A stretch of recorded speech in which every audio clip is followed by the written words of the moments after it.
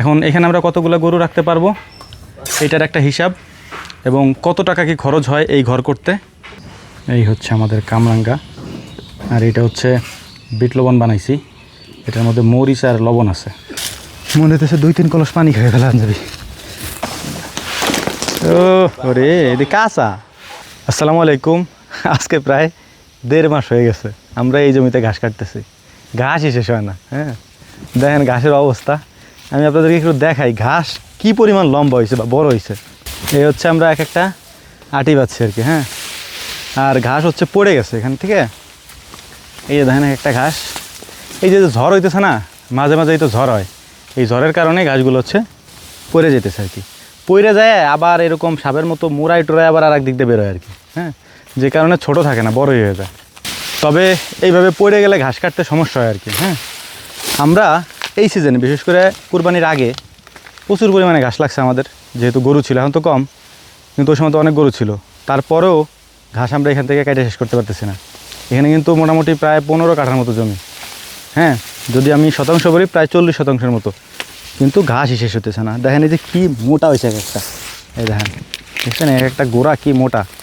আমাদের সুবিধা হচ্ছে এই ঘাসগুলোকে আমরা মেশিনে দিলে গুঁড়ো হয়ে বের হয়ে যায় একবারে। হ্যাঁ এটাই হচ্ছে আমাদের সুবিধা। তাতে করে হয় কি, এই যে নরম অংশগুলো আছে না ঘাসের, এগুলো কেটে ছোট ছোট হয়ে যায়, এগুলোও গরুতে খায়। যাই হোক, প্রচণ্ড রোদ, প্রচণ্ড রোদ, এটা আসলে বইলা শেষ করতে পারবো না। ঘাস নেওয়া শুরু করি, কাজ আছে অনেক। আপনাদেরকে আজকে একটা নতুন জিনিস দেখাবো, এই জন্য এখানে বেশি সময় দেবো না, বাড়িতে যেয়ে আপনাদেরকে সেই জিনিসটা দেখাচ্ছি। আমরা নতুন একটা জিনিস তৈরি করতেছি।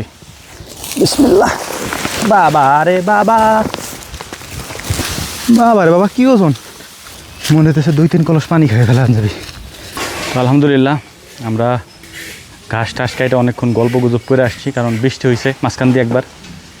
এখন বাড়িতে আসছি, গাছে কতগুলো কামরাঙ্গা ছিল পাকা পাকা, এখন যদিও দেখতেছি না কারণ বাতাস এগুলো পড়ে যেতেছে আর কি। মোটামুটি আছে, কিছু কিছু আছে পাকা, এটার হচ্ছে এখন খাইতে হবে। ডাল জানি ভেঙে না পারেন, এ যাই দেন, যাই ছাড়া তো পারা হবেন আপনি, কাছাকাছি তো নাই।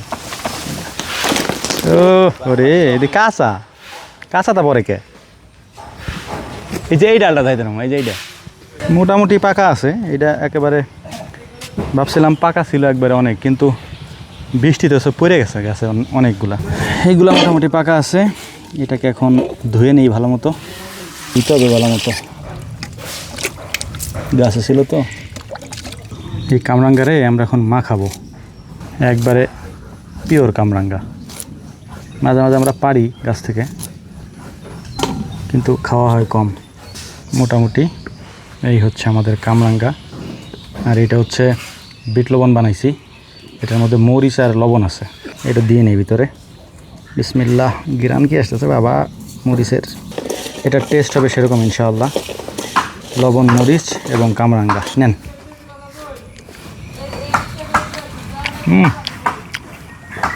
তো আলহামদুলিল্লাহ, আর একটা সুখবর আপনাদেরকে দেই। আমাদের খামারের অবস্থা দেখতেই পাচ্ছেন, সব একবার এলোমেলো, কারণ কোরবানির পরে আমরা নতুন করে আরও একটা খামারের প্রস্তুতি নিয়েছিলাম। তো ওইটার কাজ আজকে 4-5 দিন ধরে চলতেছে।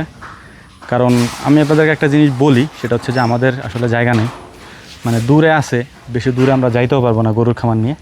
যে কারণে আমরা এই জায়গাটা, আপনারা জানেন এখানে একটা খামার ছিল, ওটাকে ভেঙে তারপরে এখানে আমরা এখন গরুর খামার দিতেছি আর কি, আবার আরেকটা আর কি নতুন করে।